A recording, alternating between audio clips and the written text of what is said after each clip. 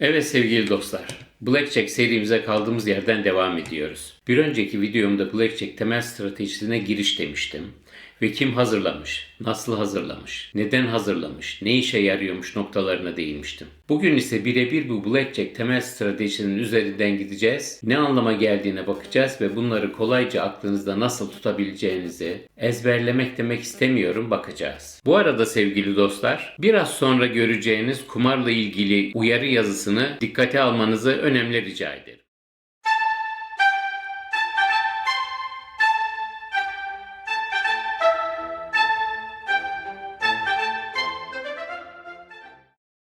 Tabloyu her zamanki gibi bu videonun ekine koyuyorum. İsterseniz indirebilir ve kazinolarda yanınızda taşıyabilirsiniz. Hatta bakın, ben bu tabloyu işte elimde gördüğünüz gibi bir cep telefonu büyüklüğünde print ettim. Gayet de okunabilir bir boyuttur. Böylece yanınızda taşıyabilir ve gerek gördüğünüzde cüzdandan çıkarıp bakabilirsiniz. Veya cep telefonunuza indirip oradan da bakabilirsiniz. Zaten çok kısa bir süre sonra artık bu tablo beyninizde olacaktır. Bu arada şimdi bu Blackjack temel stratejisine bakıyoruz ama ne dedim ben? Bizim yakın coğrafyamızda expected value, yani kazino kasa avantajı yaklaşık eksi %0,50 civarında. Hatta Kıbrıs'ta surrender'a müsaade edilen kazinolarda daha bile düşerek eksi %0,35 olabiliyor demiştim. Bu eksi %0,35, eksi %0,50 kasa avantajını ben nasıl bilebiliyorum? Daha doğrusu nasıl hesaplanıyor? Onu da ben size vereceğim. Hatta burada birlikte hesaplayacağız. Daha sonrasında da değişik kuralları olan kazinolarda kasa avantajı ne olacağını siz de hesaplayabileceksiniz sevgili dostlar. Tabii bu kasa avantajı parantezini neden açtım derseniz bunun bir sebebi var sevgili dostlar. Eksi %0,50, eksi %0,35 dedim ya. Bu oranlar ancak ve ancak siz bu oyunun temel stratejisini uygularsanız gerçekleşiyor. Eğer uygulamazsanız kazinonun avantajını arttırırsınız. Aklı başında mantıklı bir oyuncu Blackjack'i kendi mantığına göre oynarsa işte bu %0,50'ler falan eksi %1 ile eksi %3 arasında bir değere fırlıyor. Bu da kayıplarınızın 2 ile 6 misli arasında yükselmesine sebep oluyor. Onun için sevgili dostlar temel stratejiyi öğrenmeli ve uygulamalısınız. Tekrar edelim. Temel strateji bir oyuncunun Blackjack oynarken kasanın olası bütün açık kartları ve oyuncunun olası bütün ilk iki kartlarıyla nasıl oynaması gerektiğini bize anlatır. Ve bakın burası cidden çok önemli. Siz bu temel stratejiyi seçmeli oynayamazsınız. Yani şöyle diyeyim. Eğer ben bu temel strateji tablosunu bazı kurallarına uyarım, bazılarına ise uymam, kafama göre oynarım derseniz büyük hata yaparsınız. Böyle bir seçmeli oyun tarzı ile o bahsettiğim eksi %0,50 veya eksi %0,35'leri asla yakalayamazsınız. Yani kazino avantajı bu seviyelerde kalmaz, sizin aleyhinize yükselir. Hemen bir örnek vereyim. Mesela oyuncunun eline hard 16 geliyor, yani 7 ve 9 veya 6 ve 10 ve kasanın açık kağıdı ise 7, 8, 9, 10 veya as. Oyuncu düşünüyor. Ulan şimdi ben kart çeksem büyük ihtimalle yanarım. En iyisi ben kart istemeyeyim. Böyle kalayım abi. Belki de kasa yanar ve ben kazanırım diyor. Doğrudur. Bu durumda kart çeken oyuncunun yanma ihtimali gerçekten yüksektir. Tas tamam %62'dir. Yani muhtemelen de yanar. Ama diğer taraftan da oyuncunun hard 16 ile kazanabilmesi ancak ve ancak kasanın yanması halinde mümkün olabilir. Peki kasa yanabilir mi? Arada yanar tabii ki ama arada. Peki kasanın açık kağıdı 7, 8, 9, 10 ve as olması halinde yanma ihtimalleri nedir bir bakalım. Ki bu tabloları ben size bir önceki Blackjack YouTube videomda vermiştim ama tekrar edeyim. Kasanın 7 ile yanma ihtimali %26,20, 8 ile %24,40, 9 ile 22,90, 10 ile %21,24 ve as ile de sadece %11,54. Biliyorsunuz kasa 17'den aşağı bir toplam sayıda zaten duramıyor. Yani yanmadığı her elde elinde zaten en az 17 sayısı olacak. Yani oyuncunun 16'sını geçecek ve oyuncu kaybedecek. İşte temel strateji bu durumu göz önüne aldığında arkadaşım diyor. Kasa zaten %73,80 ile %88,46 ihtimalle yanmayacak. Ve yanmadığında da elinde en az 17 sayı olacak. O zaman sen her halükarda %62 ihtimalle yanacak dahi olsan kafanı aslanın ağzına sokup bu durumda kart çekmelisin. Uzun vadede kart çekmen Kart çekmeden beklemene oranla sana daha az kaybettirecektir diyor. Yok arkadaş ben çekmem dersen kusura bakma ama işte o sana bahsini ettiğim %-0,50 eksi %0,35 falan hikaye olur. Sen kaybetme oranını artırmış olursun diyor. Bunu şöyle de düşünebilirsiniz. Evet, Hard 16 ile dezavantajlı bir durumdayım. Çeksen bir türlü, çekmesen bir türlü. Ama kart istemezsen bir aslanla savaşacağım. Çekersem ise yırtıcı bir köpekle. Siz mutlaka savaşmanız gereken bu durumda hangisiyle savaşmak istersiniz sevgili dostlar? Aslanla mı, köpekle mi? Bu arada eğer İngilizceniz varsa size Blackjack üzerine 2 kitap tavsiye edeceğim. Birincisi Blackjack Attack yani Blackjack hücumu. Kitabın yazarı Blackjack efsanelerinden Don Schlesinger. Sevgili dostlar bu kitap bir klasiktir. Bu sözü ben demiyorum. Meşhur Blackjack uzmanı Stanford Wong söylüyor.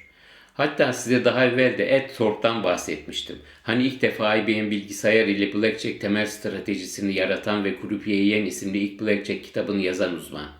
Thorpe da diyor ki, Blackjack hücumu kitabını kullandıkça her seferinde daha çok takdir ediyor. İkinci kitap ise Knockout Blackjack. Sevgili dostlar, aslında bu kitap bu bölümümüzün konusu değil. İleride Blackjack'te kağıt sayma konusuna geldiğimizde bu kitabı daha detaylı inceleyeceğiz. Yazarlarından birisi Olaf Vancouver. Olaf Vancouver sevgili dostlar Amerika Birleşik Devletleri'nde Johns Hopkins Üniversitesi'nde fizik üzerine PhD'si olan bir matematikçi ve NASA'nın da faydalandığı bir astrofizikçi. Vancouver KO yani boks terimi olan Knockout Blackjack kağıt sayma sisteminin yaratıcısı. Knockout kağıt sayma sistemi hem bir sürü matematik işlemine gerek kalmadan çalışan hem de meşhur High-Low kağıt sayma sistemi kadar etkili Blackjack kağıt sayma sistemidir. Şimdilik bu konuda bu kadar söyleyeyim. Konumuza kaldığımız yerden devam ediyorum.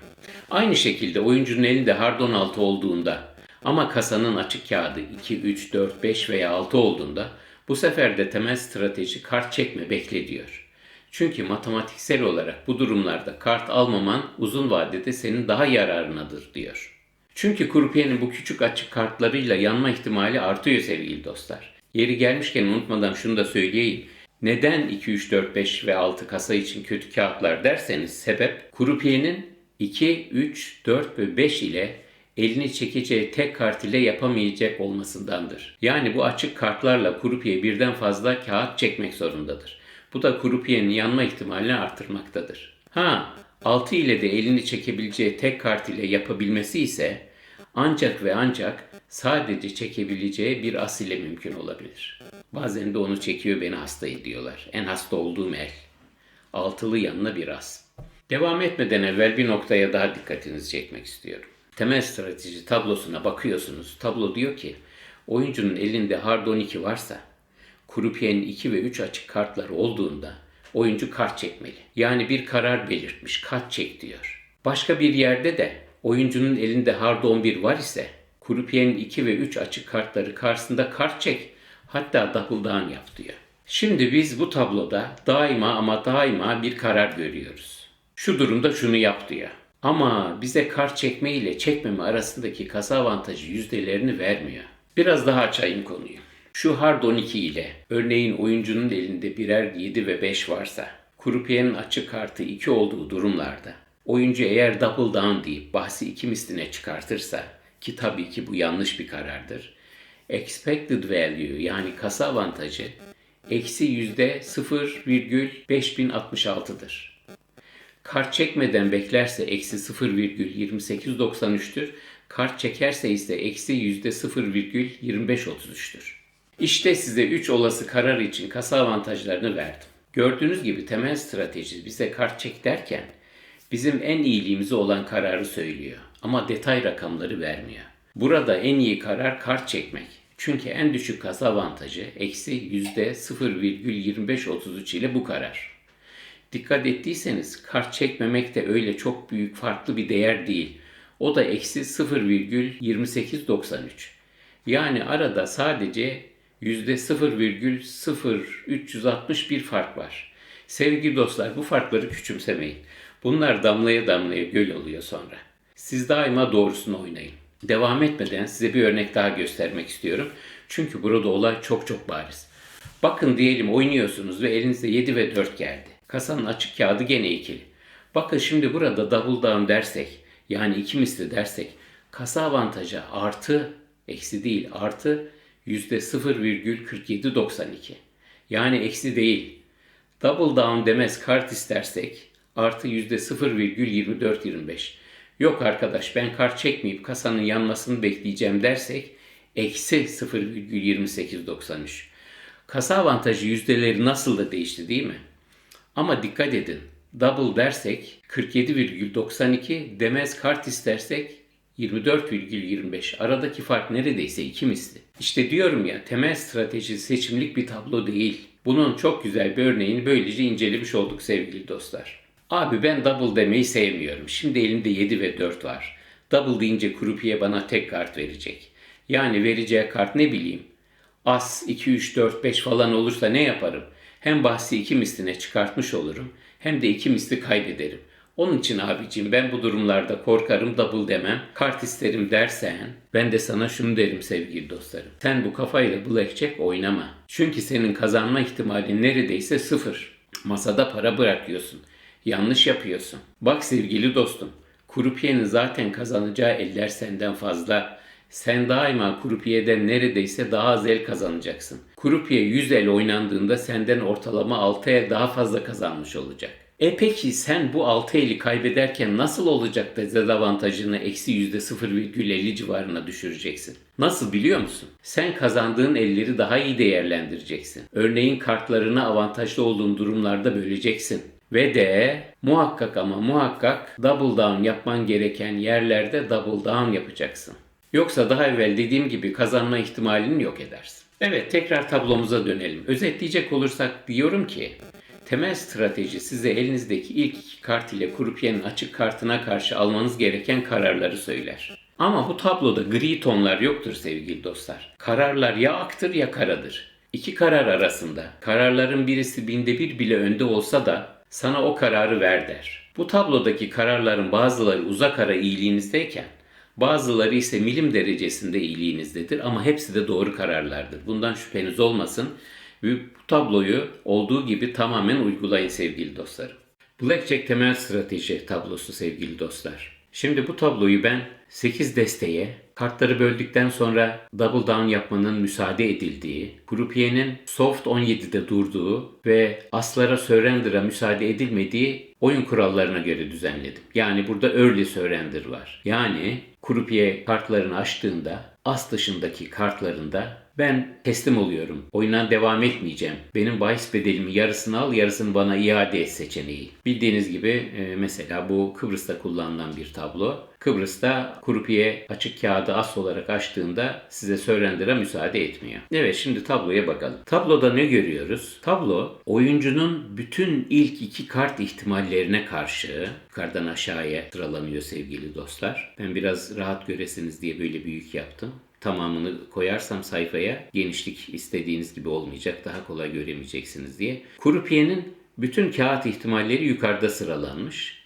bir row olarak. Oyuncunun da tüm ihtimalleri kolon olarak aşağı doğru. Aşağıda da bu renklerin ve yazıların açıklamalarını koydum. Ne dedim? H hit yani kartal, S stand bekle kırmızı, hit yeşil tabii ki, surrender teslim ol mor renk, split böl sarı, double down iki misli mavi. Bir de şeyler var sevgili dostlar. Çift harfliler var. Mesela şurada görüyorsunuz. Büyük D yanında küçük H. Altında da büyük D yanında küçük S.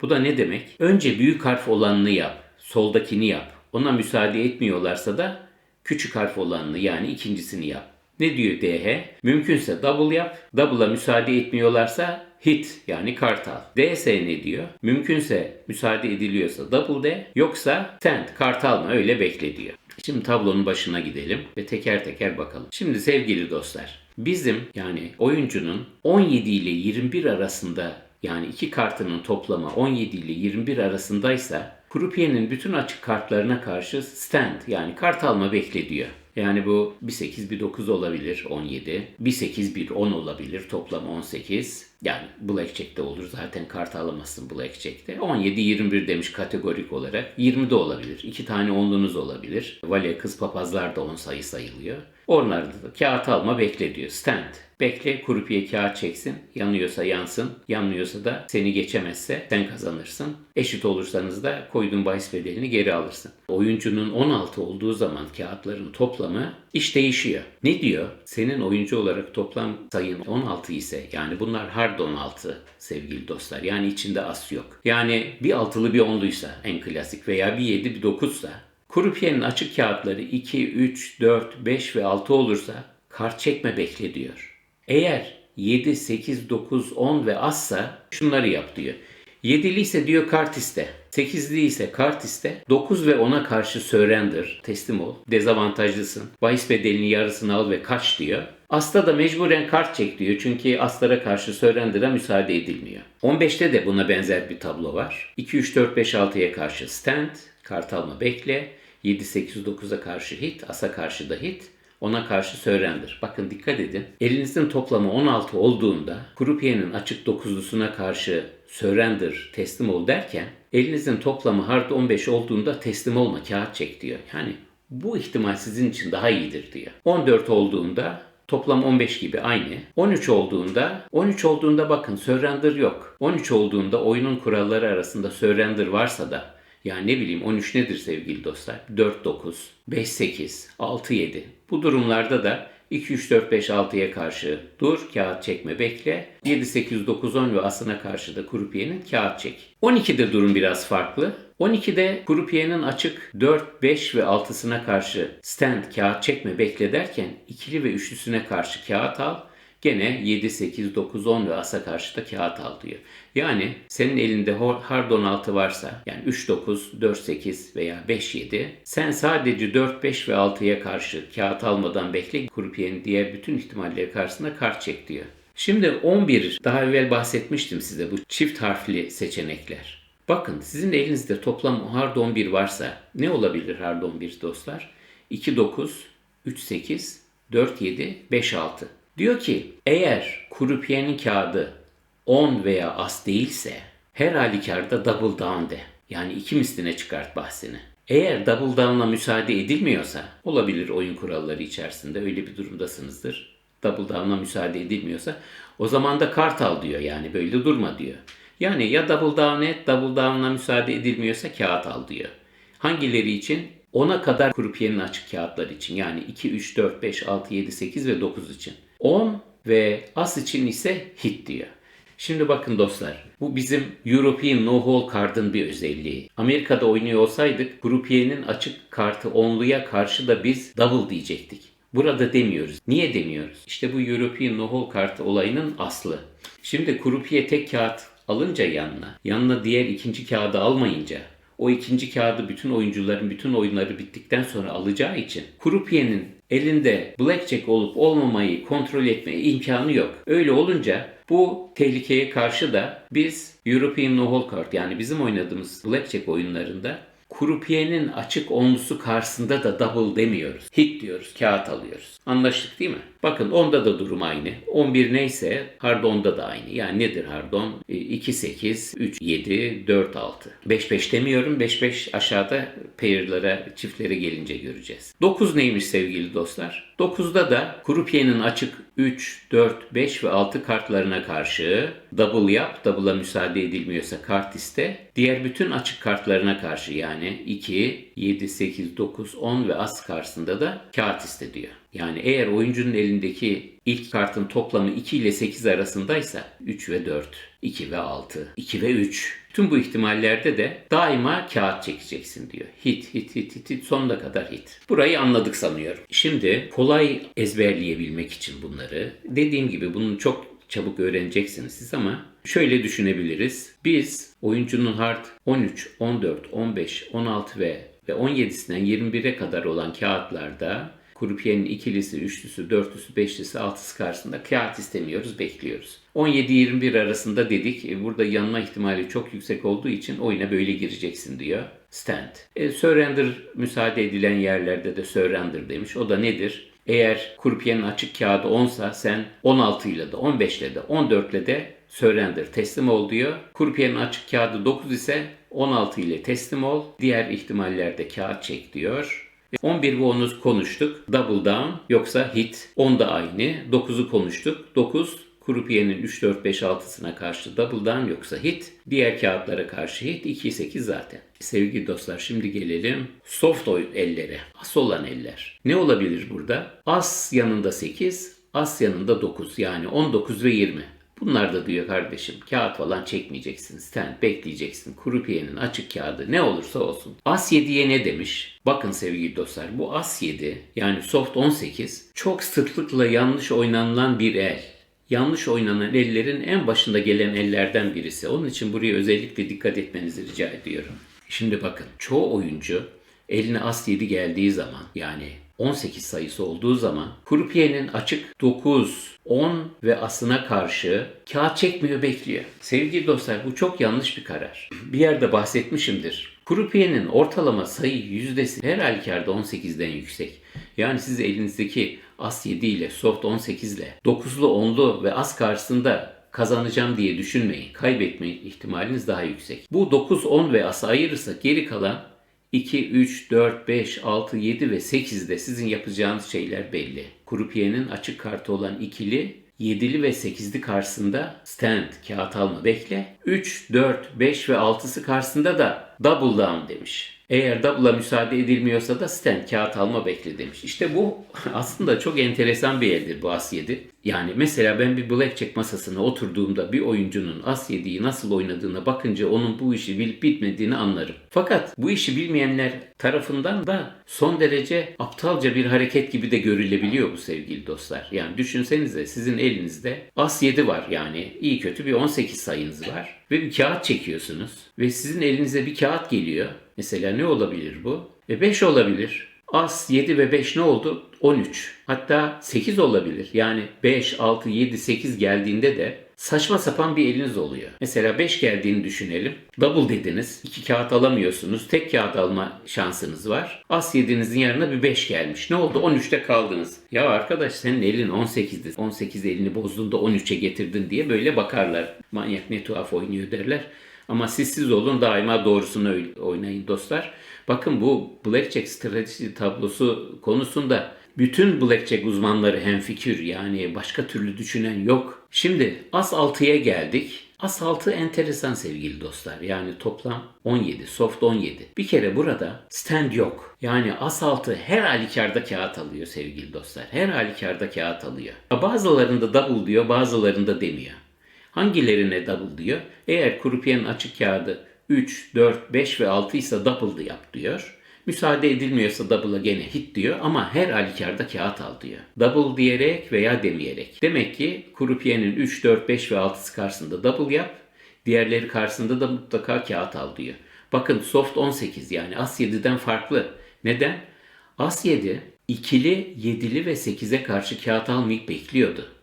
Ve 3, 4, 5, 6 için de double'a müsaade edilmiyorsa gene kağıt almadan bekliyordu. As 6'da durum öyle değil. Onun altında as 4 ve as 5 var. Bakın, bu bir eğri gibi gidiyor. As 2 ve 3'ten başlayalım. As 2 ve 3 olduğunda elinizde, yani soft 13, soft 14 olduğunda siz kurpiyenin 5 ve 6'sına karşı double diyorsunuz. As 4, 5 olduğunda 5, 6'nın yanına 4 de geliyor. As 6 olduğunda double yapmak için ondan bahsediyorum. 4, 5, 6'nın yanına 3 de geliyor. Yani demek ki as 6 ile kurpiyenin 3, 4, 5 ve 6'sına double down diyorsunuz. As 4, 5 ile kurpiyenin 4, 5 ve 6'sına double down diyorsunuz. As 2, 3 ile kurpiyenin 5 ve 6'sına double diyorsunuz. Gerisi hit. Evet, burada unutmamamız gereken en önemli yer as 7 sevgili dostlar. Daima 9, 10 ve as için kağıt çekiyorsunuz. 2, 7 ve 8 için stand bekliyorsunuz. 3, 4, 5, 6 için double diyorsunuz. Yok kardeşim, double yapamazsın derlerse de stand bekliyorsunuz. Aslara geliyoruz sevgili dostlar. 2 tane ası daima split yapıyoruz. Bir durum hariç. Nedir o? O da kurpiyenin açık kağıdında as olması hariç. Şimdi neden böyle?